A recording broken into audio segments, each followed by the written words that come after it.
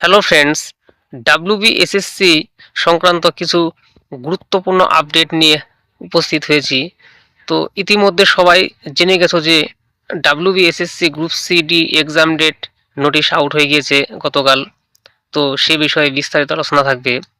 পাশাপাশি একাদশ দ্বাদশের কাউন্সেলিং আরও কি পিছিয়ে গেল এ বিষয়েও বিস্তারিত আলোচনা থাকবে, এবং নবম দশমের ভেরিফিকেশন কি মার্চ মাসে হতে চলেছে, এবং সেই সঙ্গে ভ্যাকেন্সি সংক্রান্ত কিছু আপডেট দেওয়ার চেষ্টা করব এই ভিডিওতে।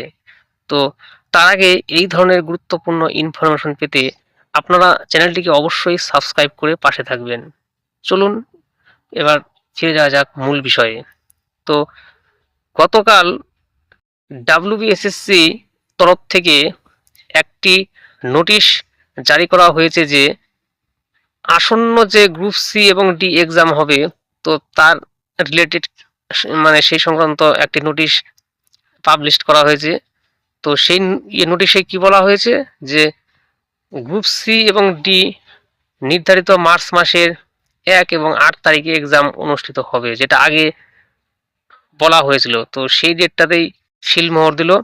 তো আমরা যদি দেখি যে গ্রুপ সি পরীক্ষাটি কন্ডাক্ট হবে 1 মার্চ 2026 দুপুর 12টা থেকে 1টা 50 পর্যন্ত এই পরীক্ষাটা চলবে। আর গ্রুপ ডি পরীক্ষাটা অনুষ্ঠিত হবে 8ই মার্চ, অর্থাৎ দ্বিতীয় সপ্তাহের এই প্রথম যে রবিবারটা আসবে। তো সেই পরীক্ষাটাও দুপুর 12টা থেকে 1টা 50 পর্যন্ত চলবে, অর্থাৎ 12টা থেকে পরীক্ষা শুরু হয়ে 1টা 20-তে শেষ হবে। এবং যারা ভিএইচ ক্যান্ডিডেট আছেন তাদের জন্য এক্সট্রা 30 মিনিট বরাদ্দ করা হয়েছে। তো এই গেল গ্রুপ সি এবং ডি এর আপডেট। এইবার আমরা আসব একাদশ দ্বাদশের কাউন্সিলিং প্রক্রিয়াটা কি আরো পিছিয়ে গেল। যেটা এসএসসি মারফত খবর পাওয়া যাচ্ছে যে যেহেতু এখনো পর্যন্ত স্কুল শিক্ষা দপ্তরের তরফ থেকে ফাইনাল ভ্যাকেন্সি এসে পৌঁছায়নি, তাই আপাতত ফেব্রুয়ারি মাসের দ্বিতীয় সপ্তাহের আগে কাউন্সিলিং প্রক্রিয়াটা স্টার্ট করা যাচ্ছে না। কেননা আমরা এর আগে জানি যে একটা ভ্যাকেন্সি স্কুল শিক্ষা দপ্তরের তরফ থেকে এসেছিল, কিন্তু এখন যেটা খবর পাওয়া যাচ্ছে যে ডিআই মারফত থেকে যে ভ্যাকেন্সিটা স্কুল শিক্ষা দপ্তরের কাছে আসবে, সেই ভ্যাকেন্সিটাই স্কুল শিক্ষা দপ্তর জাতি, বিষয় এবং কাস্ট অনুযায়ী তারা নিখুঁত ভ্যাকেন্সি তালিকা তৈরি করে তারা এসএসসির কাছে পাঠাবে। তখনই এসএসসি কাউন্সিলিং প্রক্রিয়াটা স্টার্ট করতে পারবে। অতএব অনেকের মধ্যেই একটা কোশ্চেন যে 16 সালের যে ভ্যাকেন্সি এবং এখন যে ভ্যাকেন্সি আপডেট হবে সেটা কি এক জায়গায়?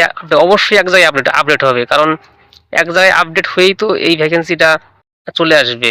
অতএব আমরা যেটা আগে বলেছিলাম যে ভ্যাকেন্সি বাড়বে, এটা কিন্তু হতে চলেছে। কারণ এই কারণে ডিআই থেকে ফাইনাল ভ্যাকেন্সি আসবে শিক্ষা দপ্তরে, তারপর এসএসসির কাছে পাঠানো হবে। অবশ্যই এটা থেকে একটা আইডিয়া করা যাচ্ছে যে ভ্যাকেন্সি বাড়বে, সেক্ষেত্রে ক্যান্ডিডেটদের আরও সুযোগ সুবিধাটা বাড়বে। এইবার